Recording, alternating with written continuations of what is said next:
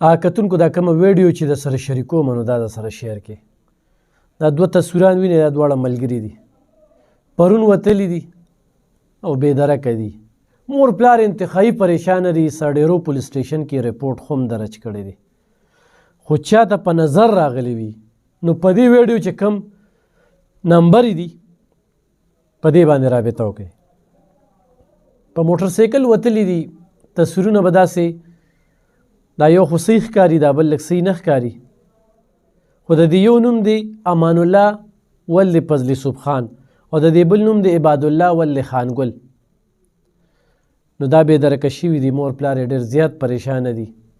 ټول ګرځي د پرونه داسې ساره سې ما سره په ټیلیفونونو باندې رابطې دي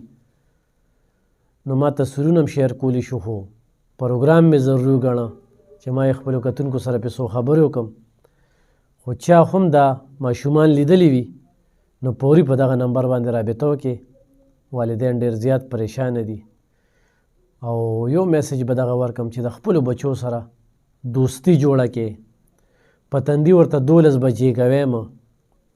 مینه ورله ورکې د نفرت سلوک ورسره مه کوئ بیا کړېږې بیا ورپسې ګرځئ یو خو دغه خبره ده دویمه خبره چې بعضې ځوانان هغه په یو داسې نشه کې بوخت وي د ځوانۍ په نشه کې چې چېرته به لاړ شو څوک په میلو شي څوک په مځای کې نو مختلف کال چې کوم دی هغه راځي ویډیو کال به ورته جینۍ وکړي په فیسبوکو باندې به ستا ټول ډیټیل والي او بیا به د سند او پنجاب ترمنځ چې کوم علاقه د کچې مکاني نو هغې ته هم وتښتئ او بیا د کورونو نه چې کوم دی نو ډیمانډونه کیږي نو ټولو ځوانانو ته دا وایم چې دغه جینکې دومره ایکسپرټ دي چې دوی به ستا د کار مناسب تا سره خبرې کوي چې ته په کم پیډ کې انټرسټ اخلي په هغې کې به تاله لالچ درکوي او په دغه لالچ چې دی هلته کې بوځي نو هلته کې به دې بیا هغه اونو ته په دې یخنۍ کې وتړي او دلته به دې مور پلار ته هغه ویډیو رولیږي او تا نه بیا ډیمانډ کوي نو یو خو په دغې دوکه نه شي دا یو ضروري خبره مې در سره په دغه پروګرام کې کوله دا در سره شیر کې چې داسې ډېر خلک راوتلي سوشل میډیا باندې ستا فیسبوک آیډۍ نه به ستا نمبر والي یا به تا سره په فیسبوک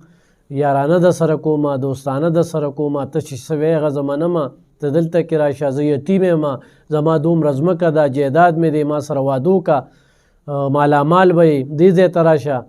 اکثر به دله ټیکټ هم رولیږي خو چې هلته کې لاړ شي نو هلته کې به دې وتړي او بیا چې ډیمانډ کوي بیا وله مور پلار ځان ګاڼه کوي خو زوی خو زوی وي اولاد وي نو دغې کې خیال وساتئ دا دوه لکان پرونه داسې بېدرکه شوي دي چا لیدلي وي نو په دې نمبر باندې رابطه وکړئ مننه